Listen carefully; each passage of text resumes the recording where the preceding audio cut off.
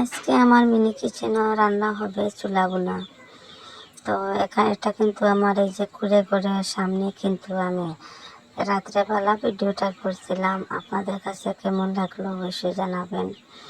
আর সত্যি কিন্তু এই যে রান্নার কিন্তু আলাদা একটা অনুভূতি, অনেক ভালো লাগছিল তখন রান্না করাটা।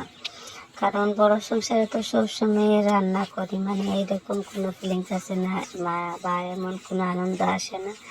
আর এই যে ছোট সংসারে যখন কাজ করতে আসি, রান্না বান্না করি, সত্যি কিন্তু অনেক ভালো লাগে। আর আমরা যারা যারা মিনি কিচেন নিয়ে কাজ করি, আমরা জানি যে এই রান্নার অনুভূতিটা কীরকম।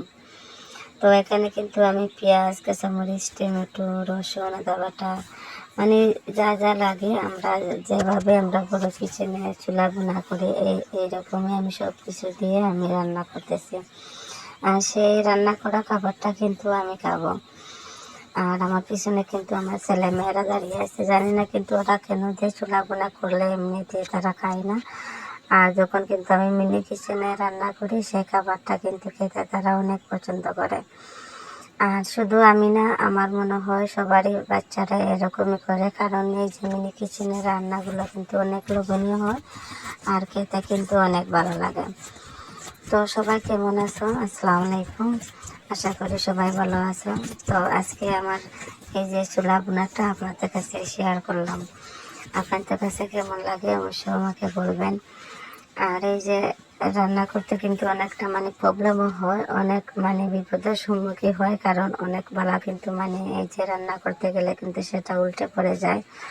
তো আমি কিন্তু সবসময় আপনাদের সাথে মানে এগুলা শেয়ার করতাম চাই না, কারণ আমার কিন্তু মানে অনেক দুর্ঘটনাই আমার সাথে ঘটে প্রায় সময়। আপনারা তো শুধু মানে ক্যামেরার সামনে দিকটা দেখেন, আর পিছনের দিকটা তো আমরা যারা যারা মানে এইরকম ভিডিও করি আমরা জানি যে কতটা প্রবলেম হয়। আর এগুলা শেয়ার করলে অনেকে হয়তো ভাববেন যে আমরা এগুলো ইচ্ছা করে করি আপনাদের সাথে শেয়ার করার জন্য, এই জন্য আর আমি এগুলা মানে আর ক্যামেরার সামনে ধরি না।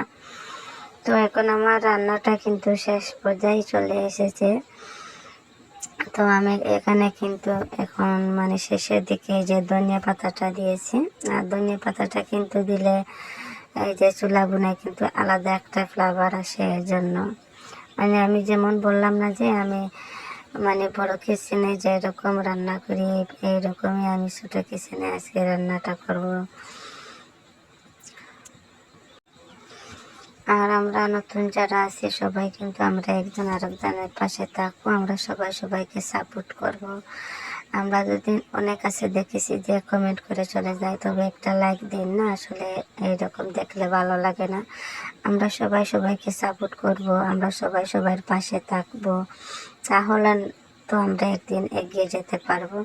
আর মাশাআল্লাহ দেখতে পাচ্ছেন আমার কিন্তু কালারটা মানে এত বেশি মানে সুন্দর হয়েছে। চুলা বোনার কালারটা কিন্তু খেতেও কিন্তু মাশাআল্লাহ অনেক লোভনীয় হয়েছিল। আর আপনারা অবশ্যই দেখতেই পাচ্ছেন যে মানে খাবারটা দেখলে মানে অনুভব করা যায় যে কোন খাবারটা কীরকম হয় খেতে। তো মাশাআল্লাহ সত্যি কিন্তু আলাদা একটা মানে মজা হয়েছিল খেতে। আর এই যে দেখেন আমার এই যে মিনি কিচেনের ঘরটা বা রান্নাঘরটার কি যে অবস্থা, চারিদিকে আমি মোমবাতি জ্বালিয়ে দিয়েছি। আর এখানে কিন্তু আমি কোনো লাইট ইউজ করিনি, শুধু কিন্তু মোমবাতির আলোতে কিন্তু আমি ভিডিওটা করছিলাম, কারণ ভাবছিলাম যে আজকে আর বাতি জ্বালাবো না, শুধু মোমবাতি